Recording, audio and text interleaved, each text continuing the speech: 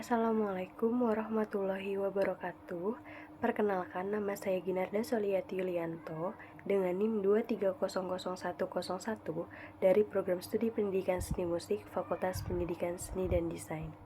Saya di sini akan menjelaskan beberapa contoh kasus yang ada di Indonesia. Pada kasus pertama, yaitu kisah viral cita-cita siswa dipatahkan oknum guru.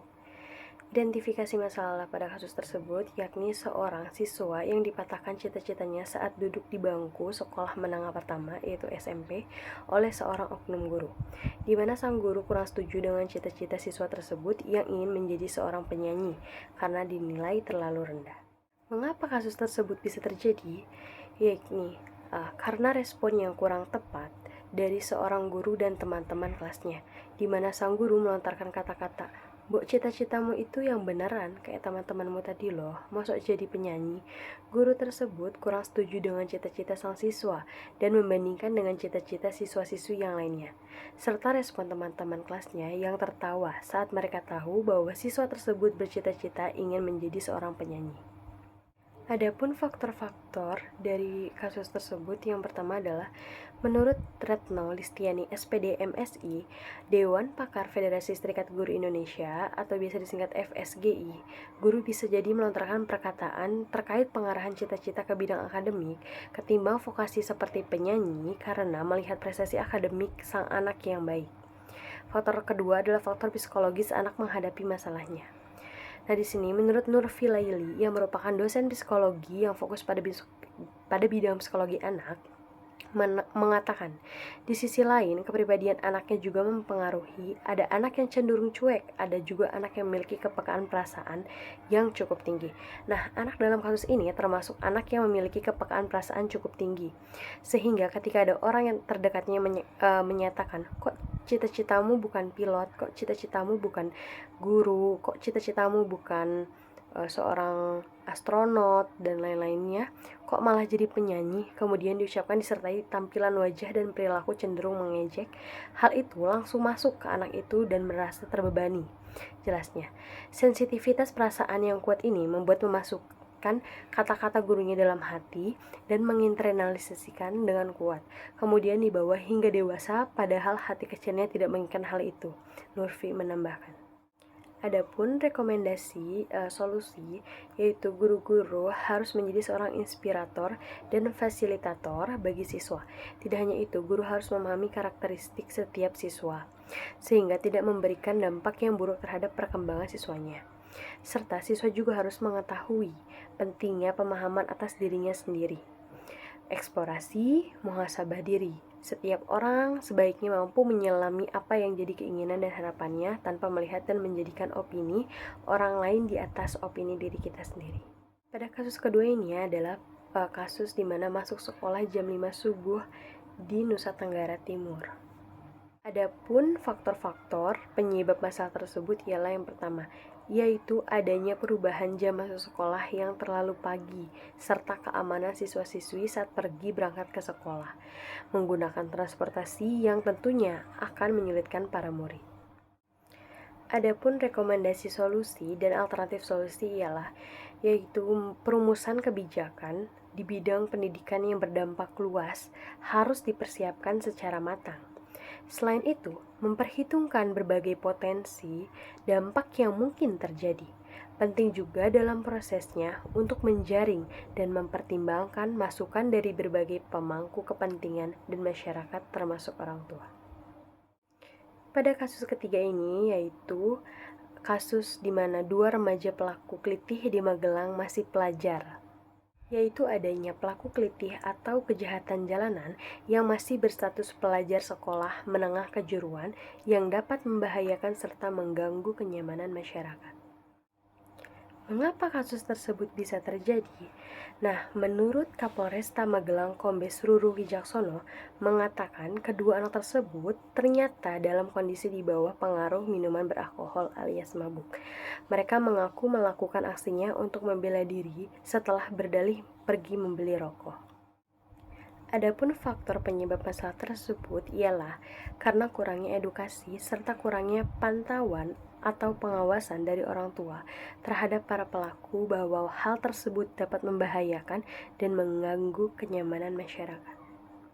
Adapun rekomendasi solusi yaitu lebih meningkatkan edukasi moral dan perilaku di masyarakat, terutama terhadap anak sekolah, serta orang tua lebih mengawasi atau memantau kegiatan sang anak. Pada kasus keempat, yakni kasus ChatGPT dan disrupsi peran guru. Nah, kemunculan ChatGPT yang merupakan sebuah kecerdasan buatan atau AI yang menjadi fenomena yang mengkhawatirkan serta kuat diperbincangkan oleh banyak pihak di luaran. Mengapa kasus tersebut bisa terjadi? Nah, karena sebagian orang menganggap ChatGPT dapat membantu mempercepat pekerjaan manusia di bidang olah data, membuat artikel, menyusun kode komputer sederhana, accounting, dan lain sebagainya. Tetapi sebagian yang lain juga menganggap bahwa kemunculan ChatGPT ini berpengaruh pada dominasi peran robot di kehidupan sehari-hari, khususnya di dunia pendidikan. Pengaruh bisa sampai mendisrupsi peran guru, apalagi perilaku ciri khas generasi Z ini umumnya menyukai budaya yang instan. Adapun faktor-faktor masalah tersebut yaitu, nah ini nih, karena dengan adanya teknologi AI ini digadang-gadang akan membantu meringankan pekerjaan baik guru maupun murid. Para siswa dapat menjadikan ChatGPT sebagai ghostwriter dalam pengerjaan tugasnya, dan ia hanya perlu memikirkan topik dan detail bahasan yang diinginkan. Selanjutnya, ChatGPT lah yang menuliskan jawaban. Bagi para guru, hal ini cukup meresahkan sebab jawaban yang dikumpulkan oleh siswa kehilangan originalitasnya. Adapun rekomendasi solusi, yaitu sebagai seorang pelajar atau mahasiswa, kita berkewajiban untuk menyadari keterbatasan yang dimiliki oleh ChatGPT. Keberadaannya tidak menjamin kebenaran. Karena itulah kita harus senantiasa mengkritisi dan mengecek melalui sumber lain atau sumber kedua. Selain itu, supaya kita tidak senantiasa menggantungkan diri pada ChatGPT dan tetap mengasah kemampuan berpikir. Sebaiknya kita pun menempatkan keberadaan kecerdasan buatan terhadap sebagai mitra belajar. Nah, selanjutnya ini kasus terakhir nih, ada kasus yang kelima, yaitu kasus di mana rendahnya motivasi belajar seorang siswa yang dipengaruhi oleh kemajuan teknologi. Dengan adanya kemajuan teknologi ini yang justru membawa dampak menurunnya motivasi belajar pada siswa. Dengan adanya perkembangan teknologi ini makin turun nih motivasinya. Nah, mengapa kasus tersebut bisa terjadi? Nah, ini nih, karena adanya ketidakpuasan dan kebutuhan manusia yang menjadi semakin kompleks, membuat teknologi yang ada semakin dikembangkan menjadi lebih canggih lagi. Contohnya adalah aplikasi game online, seperti Mobile Legends, Free Fire, PUBG Mobile, nah yang membuat anak-anak kecanduan dan jadi malah malas belajar gitu. Dalam era digital ini, media pembelajaran juga berubah. Buku sebagai sumber bacaan mulai ditinggalkan karena semua materi dan informasi dapat dengan mudah ditemukan di internet. Metode pembelajaran juga semakin beragam dengan adanya teknologi seperti e-learning. Apa sih faktor-faktor dari masalah tersebut? Nah, salah satu contohnya adalah pada penelitian yang dilakukan oleh Rahyuni et al. Tahun 2021 di SD Kecamatan Pamana, Kabupaten Wajo, yang mana diperoleh hasil bahwa game online memberikan pengaruh negatif terhadap para peserta didik. Peserta didik yang memang masih dalam tahap pertumbuhan, mudah terpengaruh dan belum bisa mengendalikan dirinya sendiri, akhirnya kecanduan untuk bermain game online. Akibatnya, fokus mereka di kelas menjadi terpecah, prestasi dan nilainya menurun, serta menurunnya juga motivasi belajar mereka. Adapun rekomendasi solusi yang pertama adalah ice breaking.